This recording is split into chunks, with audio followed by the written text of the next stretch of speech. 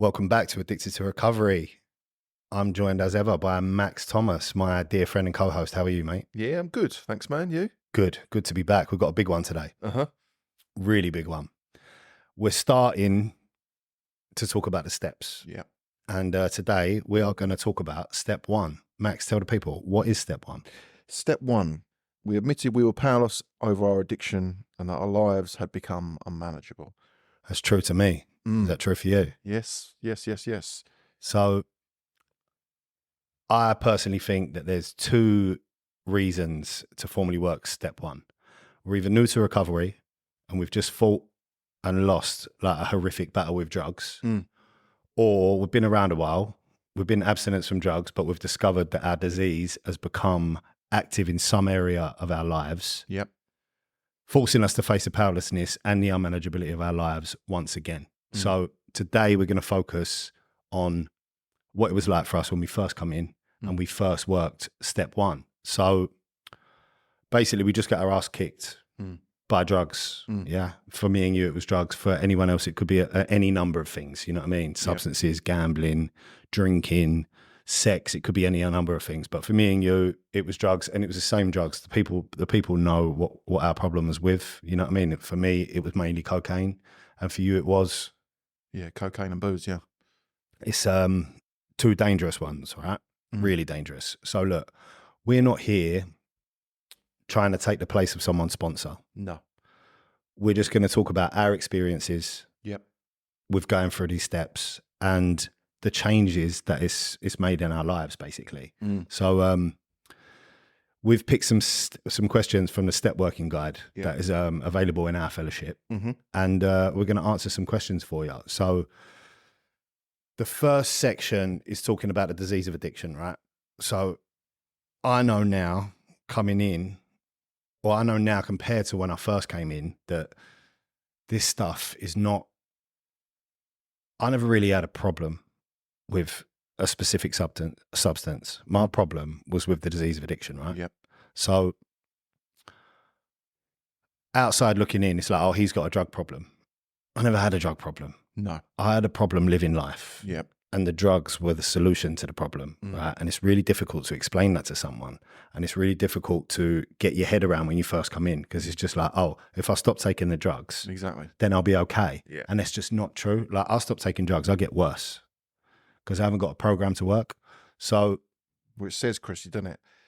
In step one, it says our inability to control the usage of drugs is a symptom of the disease of addiction. There you go. That sums it up for me, mate. There you go. It was the solution. It was the medicine that allowed me to keep going in life. Yeah. And look, it done for me something, and then it took it all away. As soon as it started doing to me what it initially was doing for me, then I had a problem. So the first question is, what does the disease of addiction mean to me? So what answer would you give for that, mate? So for me, long before I picked up drinking drugs, life scared me to death. They call it disease of addiction. Yeah. So I was uncomfortable in my own skin, big ego, low self-esteem, didn't know who I was, what I liked. I was just mixed up. And this is without picking up a drink or drug. This was, I would be hyper oversensitive to my feelings. A big situation could happen in my life and I would completely underwhelm it. A small situation would happen in my life and it would completely overwhelm me. Yeah. I'd be riddled with, I can be riddled with, and I was when I was a lot younger, riddled with anxiety, go into a room and just feel uncomfortable. Like people are talking about me, people are thinking about me. Well, you're thinking people are talking about you. Constantly, yeah. Yeah. And that was, same. It was just, I remember, this was when I was drinking, I remember walking into pubs and having to down pints or drink pints really quickly, a lot quicker than my mates, just to feel ease, just to feel that. So you have to do something just to get to zero. Exactly, yeah. Yeah, mate, I completely relate to that. Yeah. I've noticed now, so now that I've been clean a while, that feeling that I used to get when I first walked in somewhere, I thought, oh, put some alcohol on it, put some drugs on top of it, settle my nerve, then I'll be okay. Yeah. I've now realised that you just need to wait. I still get that feeling now when I walk in somewhere. Yeah. All you got to do is wait. Yeah. What you need is time, not 5 pints and a couple of lines. Yeah. So, yeah, that's exactly what I used to do. Get in somewhere, stick loads of whatever in me so that I could come out just and to play. feel all right, because I would just be, it would just be all over me that I'm not meant to be in this situation, or other people are different to me, and I couldn't talk in social situations. People that know me, my mates, would be thinking, wow, I did not know you felt like that, because I was always Chris, life and soul. I'd put on that mask, but really, once you take all those layers off, once you peel away that onion, what's left is a scared little kid who doesn't really know how to function in a normal society. And when I found drink and drugs, it enabled me to be that person, and it just put that safety blanket around me. But the difference with me is you put one drink and drug inside me, and it takes over my body, and I'd never want to stop. I never want the party to stop. So you've got two things. You've got a person who struggles with life, and that their coping mechanism, which they stumble across, is drink and drugs. But when they put a drinking drug inside them, their allergic reaction kicks off, and they can't stop using that until they fall over, run out of money.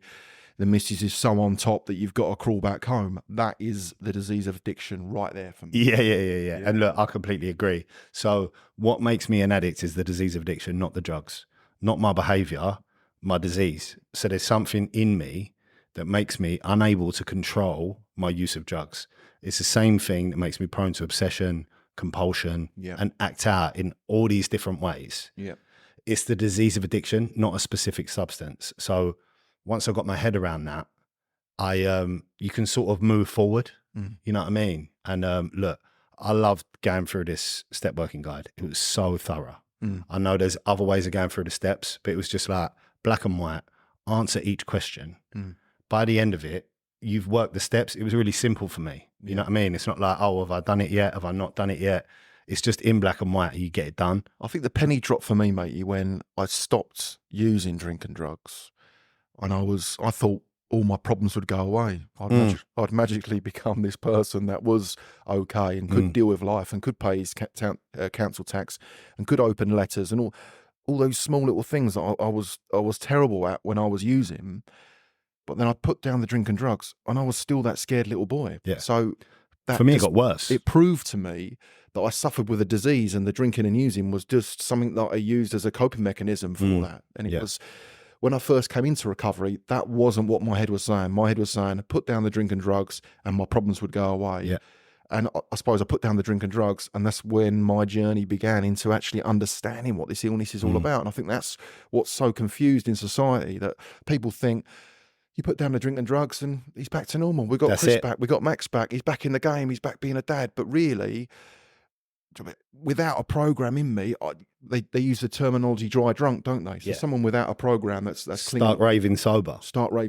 And it's and this is what the disease of addiction means to me, I suppose. It's been such a great learning journey, really, mate. And this is what the step working guide and coming into recovery and the steps do for us. They make us understand who we are as people. I think that's one of the gifts. Yeah, what makes us tick. And look, like you said, if you take the drugs away from me, all you've done is take away the solution.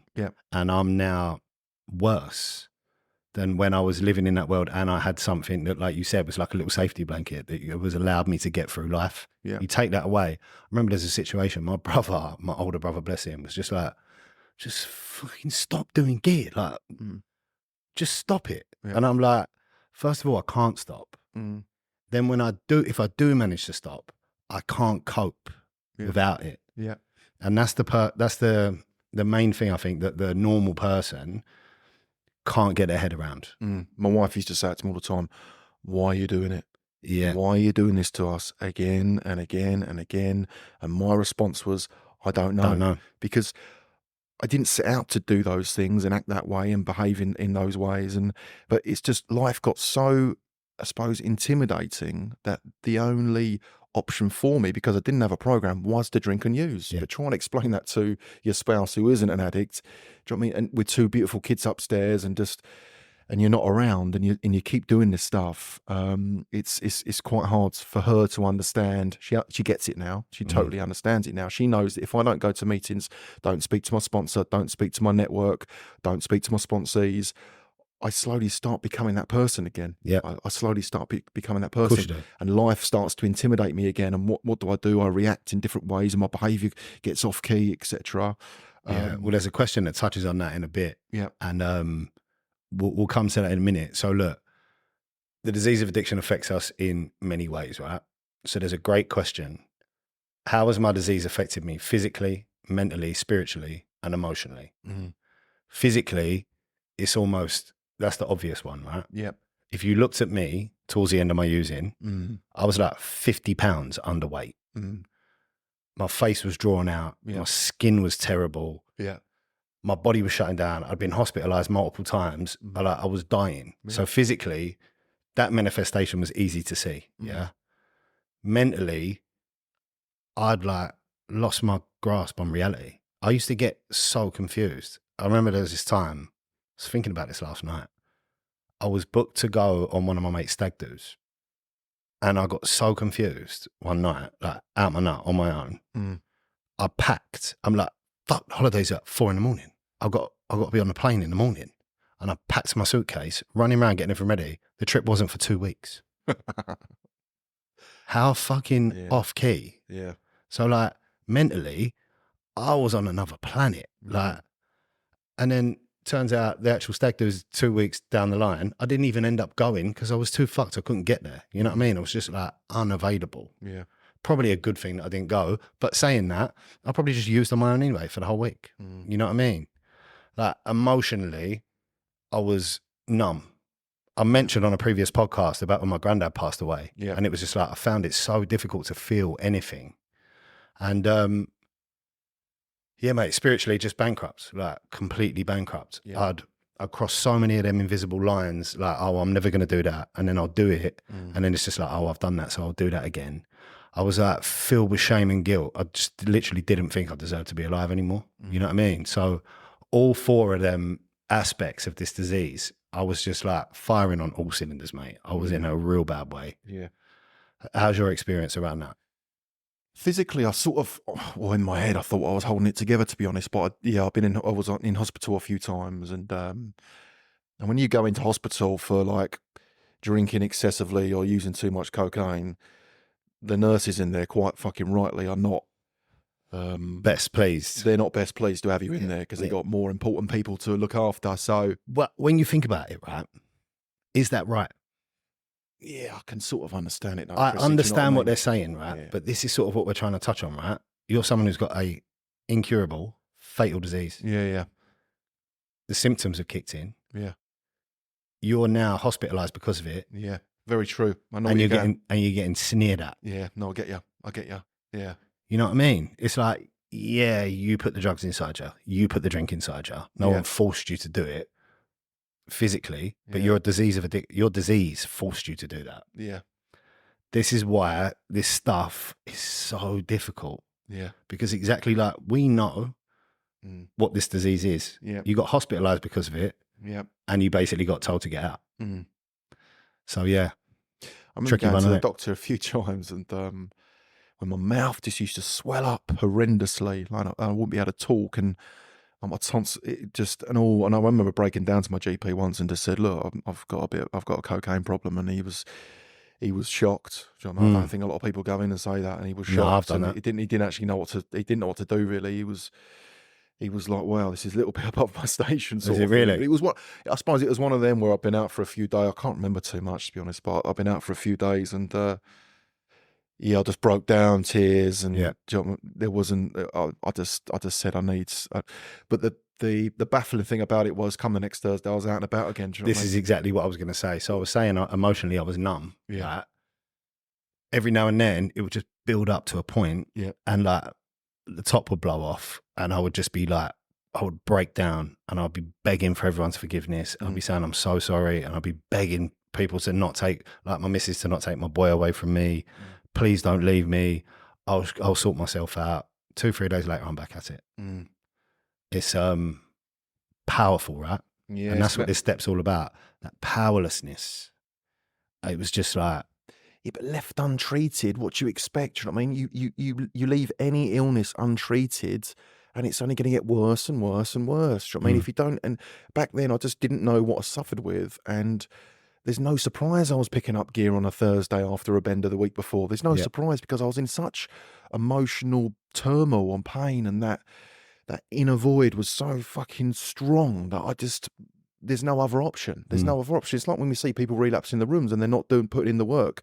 I ain't surprised. I'm not surprised that I would relapse every single week, really, because I didn't have anything else there. What was my other option? What was my other option, really?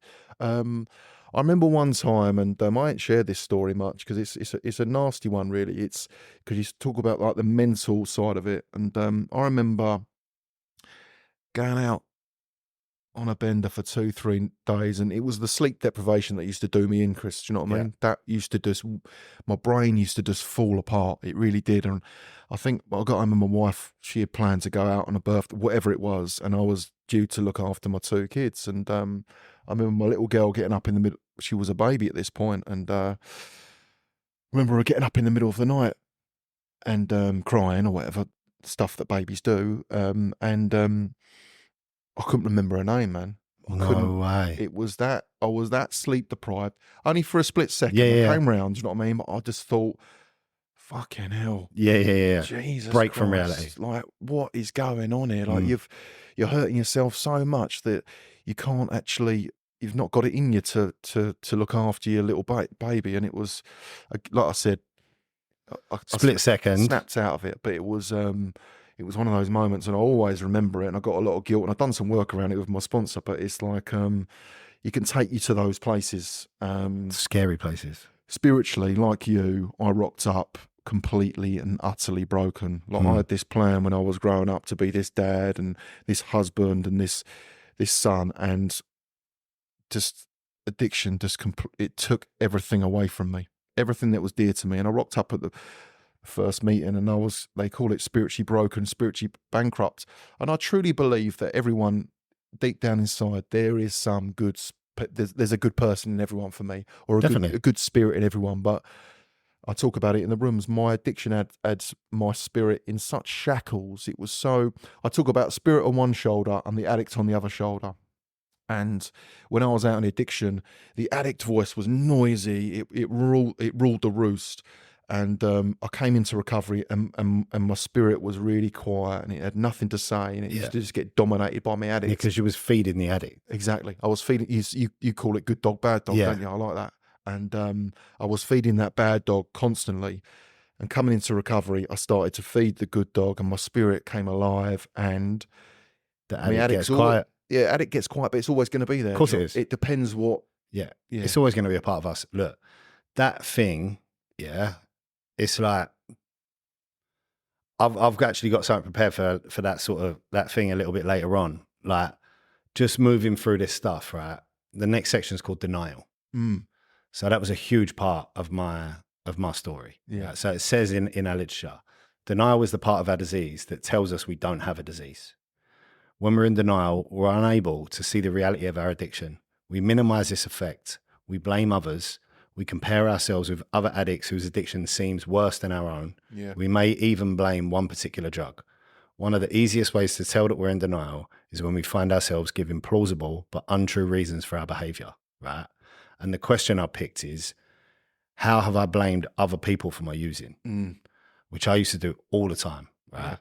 An example of it. So I suffered some quite traumatic stuff when I was a kid. Yeah. I ain't going to go into too many details. Maybe later on, but I'm sure you could probably guess. You know what I mean? And I sat on that for years. Yeah. Right? And when my using was getting really bad, it was like an ace up my sleeve. Yeah. And when it all come on top one more time, I was like, of course I act like this. This happened to me when I was younger. Right?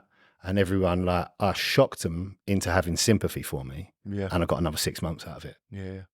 And that's me blaming other people for my behavior and the way that I used. Yeah. Right. And that's like a big example. But I used to do it all the time. Yeah. You know what I mean? I'd have an argument, fuel on the fire, course, I'm going to pick up. Yeah. You know what I mean? Constantly blaming others. I would create for my behavior to have the opportunity to go and use. Yeah. Yeah. Yeah. It was me too. Yeah, denial was just a huge part of it. And I knew pretty early on that I had a problem with this stuff. I knew that I liked it more than other people around me. You know what I mean? And like they say about hitting bottom, I knew I was going to get to that point. I just knew it. As soon as I started using, I was using more than everyone else. I was using inappropriate times. I was hiding it from people. I'm talking straight away. So I remember there was this time, there's this, have you ever been to Northfield Market? Yeah. Right. I must have been 17. I think we just started driving. I'd maybe been using cocaine for 6 months, like on and off. Right. And I had a gram on me, walking around Northfield Market with my mates during the day. Wow. Just having like a little snipping off and having a pinch at 17 years old. Like, wow. No one else was doing it. No. I was hiding it from everyone. And it was just like, it was like a suit of armor. When I had it in my pocket, and it was like the fact that I could get away with doing it and people not know I was doing it. All this stuff sort of come back to me last night when I'm sitting down researching this, and I'm like, fucking hell, like from the word go, it was just different to everyone else. And then I just knew that it was like a ticking time bomb. When is this going to blow up? And it took about 10 years from when I first started to when I was like daily using, like this is a problem. I need to do something about this. 27 was when I done my first meeting. So yeah, 10 years. Different, mate. Just use different. Yeah. What's your experience around that? So when did you first recognize your addiction as a problem? I was a party boy and I loved it. Same. But early on, yeah, like you, not as young as you, mate, but I suppose I reacted differently to other people, wanted to stay up longer. But we've spoken about it before, the last couple of years when you sort of admit that you've got a bit of an issue going on and then your world gets really small and you're sneaking around. And for me, it was more the insanity around going out for 24-hour vendors, promising never to do it again. Then come the Wednesday, Thursday, you're at it again. That was when I suppose the penny dropped that this ain't normal. And I remember walking down the high street a few times and on like Tuesdays or Wednesdays out of my nut, and then seeing people that I know come out of the gym and sort of thinking, fucking hell, do you know what I mean? And just that when you start getting embarrassed about your behaviours, I suppose, then it sort of was, I suppose, like you pinching, walking around a market, it's not normal behaviour. And I suppose once I recognised that it wasn't quite normal behaviour, the funny thing is my disease was still feeding me bullshit that it was okay. There's always someone that can hang around with you on a Tuesday, Wednesday night. Because there's always someone worse. There's always someone. You're not, and it was when I came into the rooms, Chris, like because I wasn't putting needles in my arm or I wasn't doing 60 pills a day or I wasn't a daily user. Yeah. It's like what it said in that last question. It wasn't as bad as that guy. No, denial. I used that for a while, and but then once you start understanding the disease of addiction, and you put the drugs to one side, and then the guy putting the needle in his arm, he thinks like me. He thinks like me when he was a kid. He thinks like me now. He's scared of life just as much as I am. Yeah. It takes that away from it, and that's. I've got a couple of guys that I'm talking to at the moment, and one of them's just full on in denial. He's thinking, am I an addict or aren't I an addict? And for me, I can see it. The writing's on the wall. It's clear as day to me. But when you're in that situation, it's fucking hard to say. Yeah, I was surprised by that when you told me about that guy. Yeah, and it's still wondering, am I an addict? Like, you just can't tell people, can you? No one could tell me. No, we can't tell anyone. You got to figure it out for yourself. And look, luckily for me, the drugs beat me into a state of reasonableness where I had to look at myself. It was like, no question. I feel for these guys that are just like still think they've got another run in them. Yeah, but the baffling thing is, like, a couple of guys I know, they've been to rehab a couple of times. What does our sponsor say to us? Like, try and go and use. Yeah. Try and go and use successfully. Try and go and use successfully, and then come back to me and see how it goes. And I suppose you never want someone to go back out the door, but it's a fucking good saying. Because well, look, in AA, there's actually a like a test in one of the original printings of the book. It's like, if you want to know if you're an alcoholic, drink 2 drinks a day Yeah. for an extended period of time. Yeah. Don't exceed it. Yeah. And then if you can stick to that, you're probably not an alcoholic. Yeah. Right. And it's like, there's an example of this guy, and he's like, I went and bought the biggest glass I could find, and I would pour myself 2 enormous martinis. Yeah. And after the second one, he'd be like, oh, that's it. And he's like, you know what? I'm a fucking grown man. I'll do what I want. And then bang, he's into the 3rd drink, day 1. It's like, this guy accepted the fact he was an alcoholic. So it's like, yeah, if you want to know if you're not an addict, try using like a non-addict would use and see if that works. Yeah. You know what I mean? I'm not here, and I'm sure you're not either, to tell anyone that they are an addict. No. But if you've been to rehab, if you've been bouncing in and out of the rooms of any fellowship for a while, and you're still doubting the fact that you're an addict, you don't really get to them rooms and get to rehab if you're not an addict. One of the keys for me, Chrissy, was the admission that I was powerless. That was just a fucking relief off my shoulders. That's honesty. All that bravado and bullshit for years and years and years. No, I'm all right. I can handle it, and always ending up in the gutter. Yeah. When you are able, and that's a beautiful thing about step 1, you're able to say, I have got a fucking issue. When I take drink and drugs, it ends in absolute tears every single time. It did for me. I've never, ever, ever had a couple of glasses of rosé with a missus watching EastEnders, ever. It just doesn't happen. No. Do you know what I mean? My drinking is, we go down the pub until I fall over, or do you know what I mean? That is it for me. And for years and years and years, I was in denial. Step 1 gives you the ability to say, I'm fucked. I need some help. I'm fucked. And that, if you're still questioning that, I just think for me, it was a no-brainer. Do you know what I mean? It was an absolute no-brainer. Yeah, and I think we're the lucky ones, because like I said, some people are just still full of reservations. They don't know if they are. They don't know if they ain't. They still can't grasp the fact that this is the better option. And it seems like a painful place to be. Yeah. That's why I say I'm truly grateful for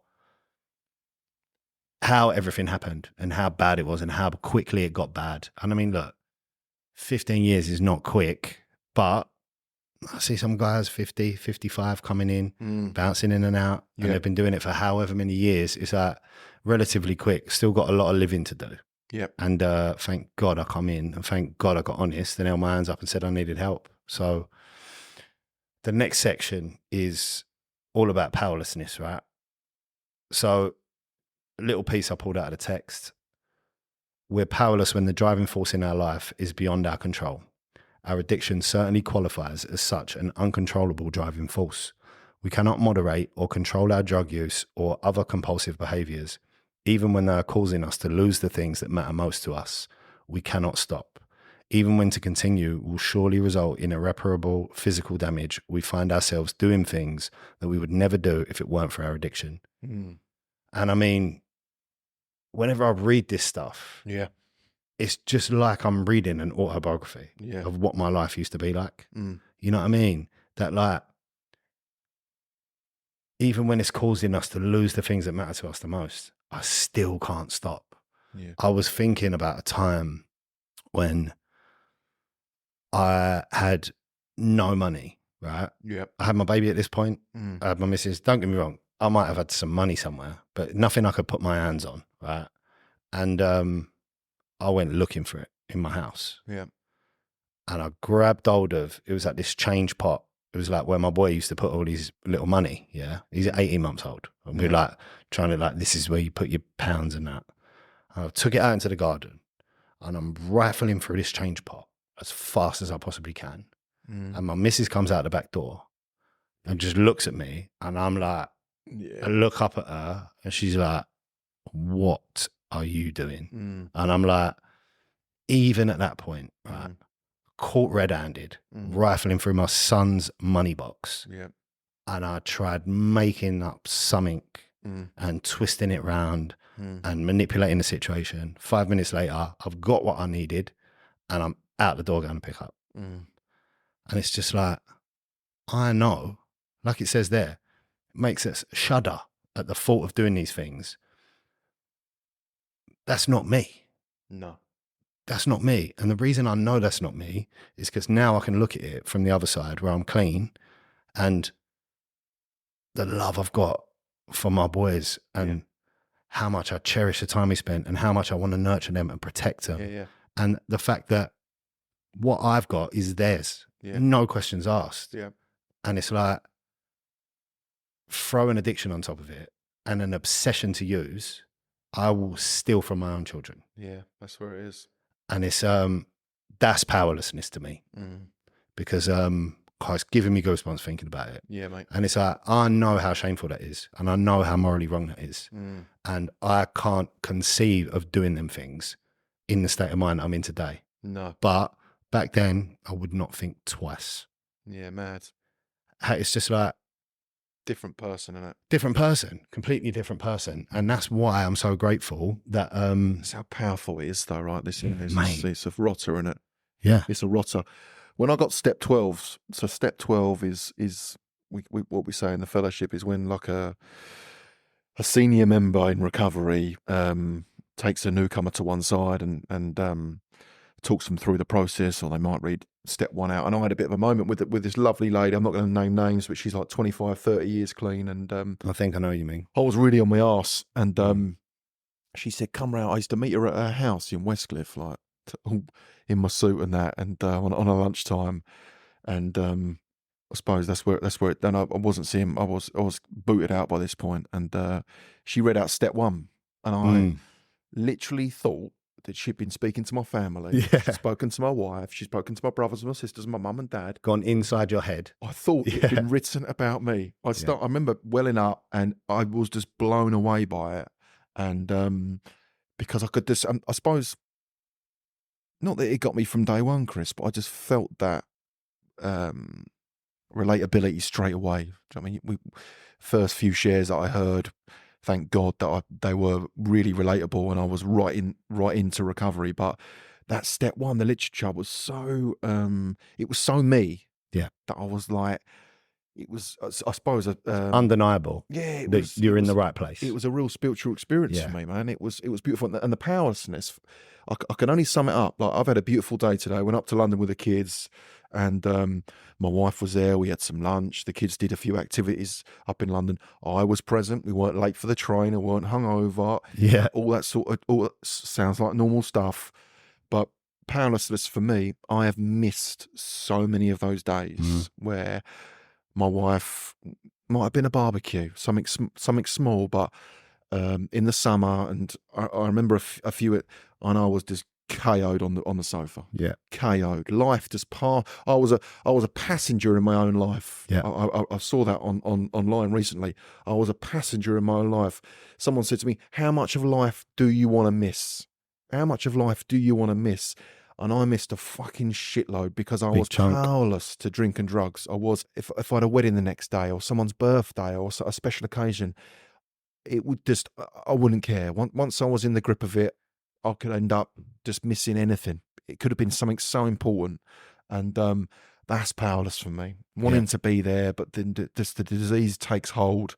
And like you, mate, it takes me to places and do things that I wouldn't normally do. I'd never in a million years dream of missing any of those occasions. And equally as powerful, how about the times when you did go, you managed to get off the sofa, and you went out to them days, and you was just like, I was just an horrible person to be around. Zombie, man. I would have been better on the sofa. Yeah.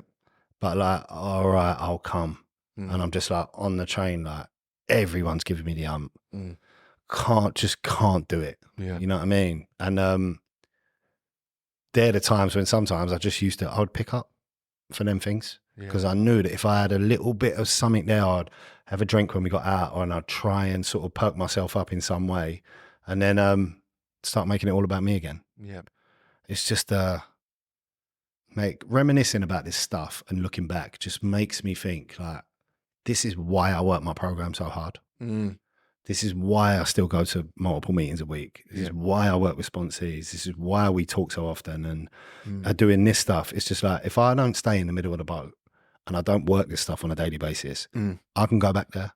Yeah. And that scares the life out of me. Because people say, just have one, just have one, just have Someone one. said to me the other day, what do you think you'll be able to have a drink in a couple of years? But my sponsor used to say something wicked to me, Chris. He used to say, wind the tape forward. He used to say, that one ends up with you outside your brother's house with 2 bin liners full of clothes. Yeah. That one drink. Yeah. And that is powerless right there for me. Do you know what I mean? That is, because that is my story. That's my story. One drink leads to me. It might not happen straight away. No. But eventually it's going to happen. It leads me to losing everything in my life. And if I don't have drinking thoughts or using thoughts anymore because I'm in the middle of the boat. But if I stop doing this stuff, slowly but surely, that one drink might look quite attractive to me. And I have to look over. The beauty about doing step work is, and going through step 1, if I were doubtful that I was, which I'm not, that I was able to have that one drink, all I need to do is look at my step 1 and see that powerless right there. Yeah. That powerlessness, it's there written down for me, that one drink leads to you outside your brother's house with 2 bin liners. Yeah, and all of a sudden you're not so thirsty anymore. Exactly. Yeah. No, look, I agree. Like, it's easy to romanticize. Oh, sunny day, beer garden, couple of pints. Yeah. I've never been able to use like that. No. I've never been able to do it. You mentioned earlier about like you've never had a couple of glasses of wine on the sofa. Like, I've done that. Right. But I was not satisfied with that. That was not enough for me. You know what I mean? It never was. Like, No. I think that's something that like the addicts in us, or our addicts, whatever you want to call it, is really good at romanticizing the things that I've never actually been able to do. No. And make it seem like a good idea. You know what I mean? That's why a solid step 1 is just so key to this program, right? So we've spoken a lot about powerlessness. Yep. But this step comes in 2 parts, right? Yep. We're powerless over our addiction and our life has become unmanageable, right? So unmanageability can be split up into two sections: inward unmanageability and outward unmanageability. Yeah. So the outward is like the obvious stuff. You lost a job. Your family don't talk to you anymore. You might have been arrested. You know what I mean? That sort of stuff. The inner or personal unmanageability is like an unhealthy belief system about the world we live in, the people in our lives. We may think we're worthless, or we may think the world revolves around us, that sort of stuff, right? It's inward. So emotional volatility is often one of the most obvious ways in which we can identify personal unmanageability, it says here, right? And that's just me. It's like both are just coupled together, right? It's not just that I'm powerless. It's like I can't show up. I say I'm going to be somewhere at 5 o'clock and I'm running out the door at 5 to 5 and it's everyone else's fault. And the geezer on the roundabout didn't indicate it's his fault as well. And then I'm making excuses up. One of the biggest freedoms I've got in my life today, I show up on time. It was impossible for me to do it. And you know what? This goes way back before I ever picked up a substance. Yeah. When I was a little kid, my mum couldn't get me out of bed for school. Right. She used to come in with a glass of water and flick it at me to get me out of bed. Yeah. So it's like, that's why I know that I've had this stuff long before I picked up a substance, right? So like that unmanageability of my life, the basic things, you spoke about this earlier on, the basic things that people do when they're adults, I couldn't do. No, same. People taking a dog for a walk, washing their car on a Saturday morning. Yeah.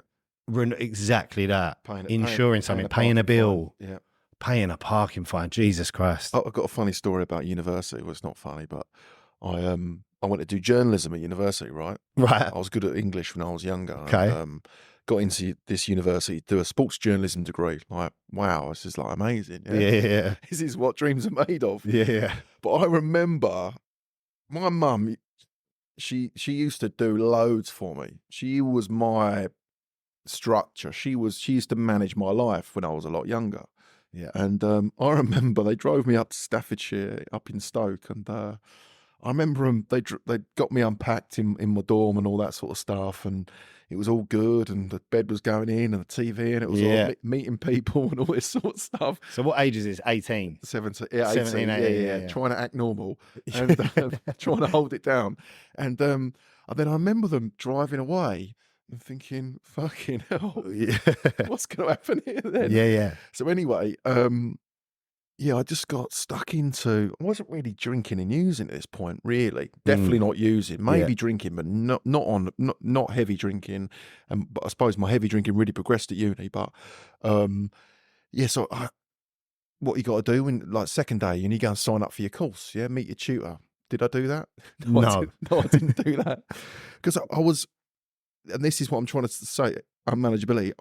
I just found it incapable of doing that. Yeah. Actually figuring out Didn't know how to be a grown up. I had to go and sign up for my course. Yeah. So what I did, I was good at rugby when I was younger. So I joined the rugby team, and that's all I did. I didn't sign up for my course. I played rugby and got pissed for a year. And I remember going on to, we went on to Amsterdam for a rugby tour. Nice. You say nice. One of the things you had to do, because I was a fresher, you had to bick your head, right? So picture it. I've bicked my head. I'm a fresher. Sorry, I need to give your mobile phone over to the rugby captain. You weren't allowed any contact with that whilst you're on rugby tour, right? So anyway, as I'm on rugby tour, my tutor has rang my old man. No. And said, "Is Max all right? Because he's not been at uni all year." And my old man was paying. Has this been a year? My old man was paying for my school fees at the time. And he was year later, Max. He was like, God. What do you mean he's not been? So anyway, I got back from rugby tour, turned on my phone, and I had about 30 messages from my old man saying, "We know what you've been up to. Get home now." So picture it. I got the train back from Stoke. I'm walking up my drive. You've got a shaved head. With a bicked head, which is all like cut because I've done it with a dodgy razor. And I ain't been at university for a year. So even well before I picked up a drink and drug, I was that unmanageable. I suppose you say, how did it go on for a year? But the fear of, even after week 2, week 3, a fear of going to my tutor and saying, "Look, I fucked up here. I've not signed up for my," and the fucked up thing around it is I went back the following year and did to try and do my year 1 again, lasted 2 weeks and came home. Really? Yeah. Fucking hell, Max. That is not a successful university career. No, it wasn't, but it's worked out all right. Yeah, of course it has. And look, this is one of the things, right? People used to say, "Oh, you got to go university." And I'm like, I will fail. Yeah. If I go, I will fail. Yeah. Because structure, right? Mate, I was okay at school up to 16, where there's like structure and you have to be somewhere. Yeah. Sixth form, you started getting a little bit of freedom. Yeah. They was going to make me redo the first year again because I fucked it up. Yeah. And I'm like, we've got to do AS again, then A levels, and go to, I will fail. Yeah. There is no point. I might as well go work. But 5 years clean, right? I know I'm an addict because I can be, without structure, we mentioned structure before in a few of the other episodes, but without structure, my life falls apart in many different facets. It falls apart. It gets very unmanageable very quickly. I'm lucky I've got a beautiful wife who does a lot of like the house admin and bills but insurance, like I'm in insurance, that's what my job. But am I nice and prepared and organised when my car insurance and home insurance come up? No, it's always a big flap. No, not your stuff. Yeah. You can sort out other people's stuff. It's always a big flap. Yeah. And, I spoke about it before, eating and going to the gym and all that sort of stuff. If I don't have structure around it, I can get very unmanageable very quickly. But it's just what an addict is, isn't it, really? Yeah, of course it is. Look, you sort of just touched on that as well. So the unmanageability in my life, right? It wasn't 100% of the time. I would put something together and I would make some good decisions in a row, and I would get myself like right at the cusp of like a really good opportunity. And then I would go out, for example, get fucked, miss my alarm, not show up. Yeah. And I would be so riddled with fear and guilt that I didn't turn up. I would just like block, delete. I know. Couldn't face it. Not like, mate, I'm so sorry. And I could never be honest and say I went out and got fucked up. The amount of dodgy bits of fish I ate that were just completely fake. Like, oh man, I got a really bad belly today. Like, I couldn't handle it. I was working for a money broker firm. Yeah. When I was like 17 years old, it was like, mate, all I had to do was show up to this job. And I was like, guaranteed big money. Yeah. Guaranteed. Just keep your mouth shut, keep your head down, turn up. Someone got me the job. It wasn't like I had to go and interview or anything like that. It was like a family friend. 2 weeks I lasted. Yeah. 2 weeks. I just couldn't turn up. Mm-hmm. Couldn't turn up. And I can turn up today. Yeah. I can turn up. I got myself in a position. Well, I say I got myself in a position. This fellowship and this program has allowed me to get myself in these positions where I just wake up without an alarm clock. I'll wake up 5 minutes before my alarm clock, which is like completely alien to me. I've just like, all my life, I've just been an absolute fuck up when it comes to being on time. And today I'm pretty accountable. So look, the next section is about reservations, and we've touched on that, right? Yeah. So it says here, reservations are places in our program that we have reserved for a relapse. They may be built around the idea that we can retain a small measure of control. We may think that certain parts of the program don't apply to us. We may think there's something we just can't face clean. For example, a serious illness, the death of a loved one, something we just can't face clean, right? We may think that after we've accomplished a certain goal or made a certain amount of money or been clean for a certain number of years, then we'll be able to control our using. Reservations are usually tucked away in the back of our minds. We're not fully conscious of them. It is essential that we expose any reservations we may have and cancel them right now. And the question is, have I accepted the full measure of my disease? Basically, have I got any reservations in my program? And it's massive for me. And I really emphasize this with my sponsees when I'm working it, because if you've got reservations, like that fella he was talking about earlier on, you cannot progress in this program. So how did you go about just sort of getting rid of them reservations, or do you think it was just done for you? No, I think early on I heard some wicked shares and people sharing about how they lost their mum or lost their dad, because that was a big one for me. Yeah. And that's why it's suggested early on to do 90 meetings in 90 days. Smash yourself to bits with these meetings, because you will hear, if you've got any reservations, can I make it through that situation? Can I make it through that situation? I was lucky enough to hear most situations of people getting through. That's it. You do 90 meetings in 90 days, you're going to hear 90 shares. Of course. You're going to hear the reading cards read out 90 times. Yeah. You're going to do the Serenity Prayer 90 times. It's like it drums it home into you. Of course it does.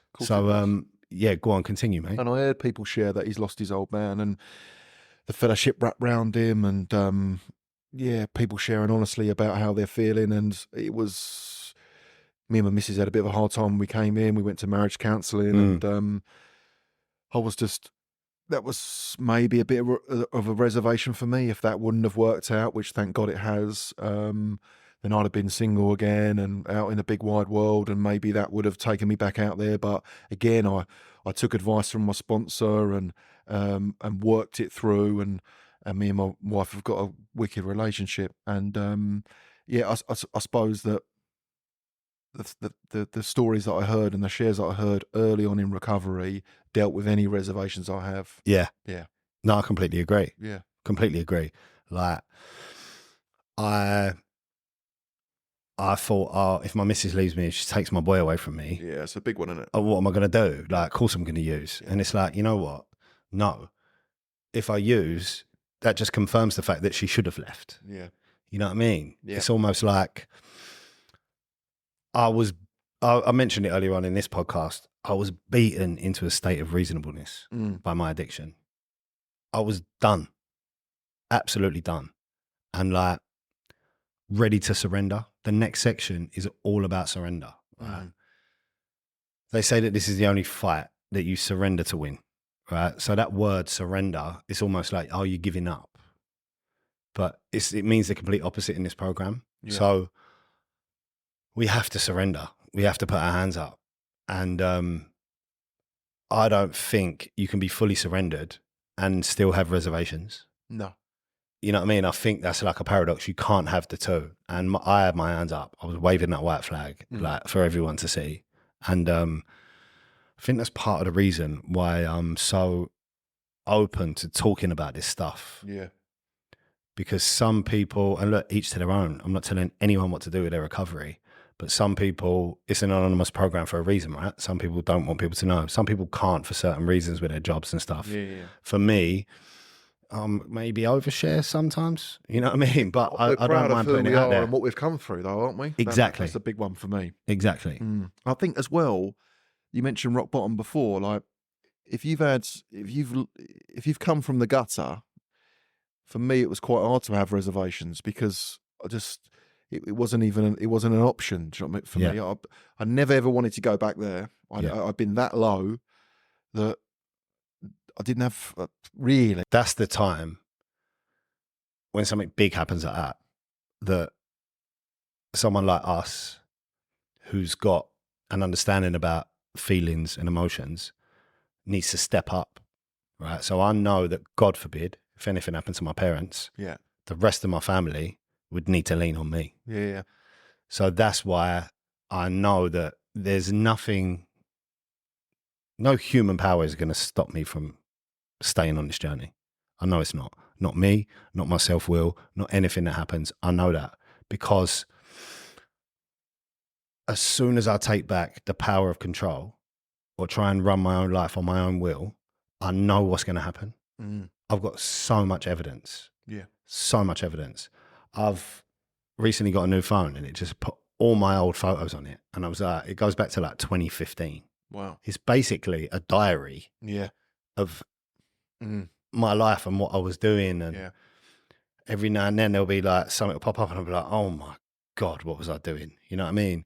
It will be like a photo of me, like checking to see if my face, like how bad my face looks. And then the night before, I'm like giving it large and, you know, just cringy stuff. Yeah. And then like, I was showing my missus a couple of things yesterday because my little boy's 5 months old now. Wow. My oldest is 5 years. So we're like looking back to when they were the same age, like when my eldest was 5 months, and they look so similar, by the way. Right? And we're like, oh my God, look, it's just the same. And I was like, oh, I was clean then. I know I was clean then. And then I saw another photo and I was like, oh, fucking hell, I picked up the day before then. That's when my last run started. And I'm looking and you could just see the pain in my eyes compared to a week earlier when I was full of hope. I had over 90 days clean, starting to put some things back together. And then I started trying to manage my own life, forgot how powerless I was. And I made the most insane decision I've ever made in my life, which was to pick up. And I did that with 100 days clean. So I know, and I went back out there for 2 years. Wow. Literally 2 years. My clean date's the same. It was 2018, November the 5th. My clean date now is November the 6th, 2020. So it was literally, I was only going to pick up one. One I wanted. You know what my head told me? I missed the taste of it. Oh, God. I missed the taste of it. I just really want to taste. I forgot what it said. Let me taste it. Yeah, nice. 2 years later, I'm in rehab. And I know that. And I know that's what's going to happen. So, look, the 3 spiritual principles attached to this step are the 3 principles that I pretty much try and live my life by. Yeah, mate. Honesty. Yep. Open-mindedness. Yep. And willingness. Yep. Now, you mentioned about when you come to your first meeting and you said, oh, Max, I'm an addict. That's probably the first time you've been truly honest for a long, long time, right? And I think I completely agree with that. It says it in our literature. That's probably the first time you've been honest for a long time. And I remember you saying that you, that's all you said in meetings for a little while, right? Just sort of reaffirming that. So when you first started coming into your 1990, for me anyway, and I started getting honest, it really was for the first time in my life. What's your experience around that? I came in dishonest, unwilling, and closed-minded. Yeah. That's what I came in. Yeah. And that's the truth. I obviously didn't lie about everything, but I would either bullshit or exaggerate. Do you know what I mean? That's still being dishonest for me. It doesn't have to be a out and out lie. It can be. Of course, it can just be leaving something out. You don't actually have to say anything. It's closed-minded. I thought I know best. I was a know-all. Who are you to tell me what to do? I was very much of that opinion when I first came in, running my own business. I was in charge of quite a few guys, and not that I was programmed that way, but I suppose I was. I was closed-minded, and the open-minded stuff and that principle that's massive for me. Yeah, being open-minded and actually listening for the first time. When I came into recovery, I started to listen. Yeah, and actually, I don't know anything. And taking suggestions that are completely contrary to everything I believed in. Yeah, like I was the most unspiritual person. Like, I'm like, meditate? What? Yeah. Pray? Yeah. I ain't praying. I'm like, I'm not religious. Yeah. This is not a religious thing, right? Yeah. For me to say, okay, show me what to do. That's just an example of open-mindedness, right? Yeah. I'm like, what? So if I do this work, you think that's going to change my life? I'm like, intellectually, it makes no sense, but I did it anyway. Yeah. You did it anyway. That's open-mindedness to me. Yeah, I just went with things. I was suggested to do it, and I just did it. I suppose it goes about that rock bottom that we've spoken about before. It all sort of leads from that, doesn't it? Fuck it. What else have I got? I ain't got anything else. So he's telling me to do this. He's telling me to get on my knees and pray. He's telling me to do a gratitude list. So come on, your way's not been working. So let's try something else. Yeah. That's where I got to. And look, you probably tried it 100 different ways. And no matter what you come up with, no matter what I come up with, it always ended me up in the same place. Yeah. So I'm like, I became willing. Yeah. Just out of my own experiences. It was just like, that my way doesn't work. No. So let's try this guy's way. And the honesty, I didn't share I spoke about it before, but when I started sharing and started to get honest, like, wowzers. It was just an amazing start to my journey, I suppose. And like you said, I used to hold a lot back, even stuff like, how are you, mate? Yeah, I'm good. I'm fine. No, I used to say that all the time. I suppose a lot of guys say that, don't they? Yeah. And I think then nowadays you meant to ask a guy twice, how you feeling? Yeah, okay. How you really feeling? Yeah, okay. Do you know what I mean? Yeah. Just to make sure. But it was the ability to say, I ain't actually, I'm not good at all. Nah. I'm not with my wife. I can't see my kids. I'm in the gutter. Do you know what I mean? I'm spiritually bankrupt. I've been using for years and years and years. I ain't all right. And that was one of the first things I was honest about. And then from there, the honesty just spewed out of me. And today, I'm honest. My missus knows I'm honest. And if I'm having a good day, I share in meetings. If I'm having a bad day, I share, because I have to empty. I talk about having that backpack for years and years and years, and it getting heavy and heavy and heavy with all that bullshit and lies and deceit and all that sort of stuff. And I have to empty that backpack every time I go to a meeting, Chris, now. It just comes out of me like verbal diarrhea. Of course. To come out. And look, that's the honesty. The willingness part, if you commit to doing a 90-90, that's showing an unbelievable amount of willingness, right? You're going to commit to going to 90 meetings in 90 days. Yeah. That seems like a lot. And look, it is a lot, but it's just such a good foundation for the rest of your recovery. If you can get honest enough, say you're an addict, get open-minded enough to allow these principles in your life and show the willing to get to a meeting every night for 3 months, you've made a good start. Yeah, for me, the willingness was get involved. Yeah. Get involved. And I suppose I had that gift of get involved early on, get a bit of service, make some teas and coffees, set the meeting room up. I mean, start going through this. You got to be in it. You got to be in it. So you got to be willing to get well. That's my experience around it. You've got to be, and there's loads that are on the edges. And if that works for them, great. But for me, I had to get right in the middle of the boat for this stuff to work for me, and I still am. And stay there. And that's it. 5 years clean. I'm still in the middle of the boat. I still do service up at area. I've got 2 service positions, couple of sponsees, regular meeting attendance, step work. It's got to be done. You've got to keep that willingness. Otherwise, what else have we got? Do you know what I mean? Well, if you don't keep that willingness, all that stuff we've just spoke about in this episode comes back on the table. Is it going to happen straight away? Who knows? I am not willing to take the risk. And I know you're not willing to take the risk either. No. When it comes down to it, a couple of meetings a week, a few phone calls with some sponsees, bit of step work, I'll take that every day. Yeah. People say to me, oh, it must be so hard staying clean. I'm like, nah.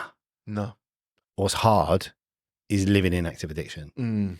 And then ways and means to get more. Sneaking about, lying. That's the tough bit. This is easy compared to that life.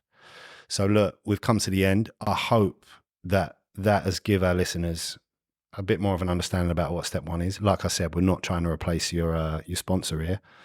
Get a sponsor, get a book, and embark on your own journey. What do you think? Yeah, man. If there's anyone who wants some questions, just reach out to us on Instagram. More than happy to answer any questions you've got. But like Chrissy said, jump in. Like the steps for me was when my recovery really took off. Understanding that stuff about yourself. Look, it's what else is out there? The other option is you just keep using and keep hurting a lot of people around you. That was my experience around it. So Yeah. And where can they find us on Instagram, Max? we are at Addicted to Recovery Podcast. Addicted to Recovery Podcast. Fantastic. All right, guys, thanks for tuning in, and we will see you next week. Peace.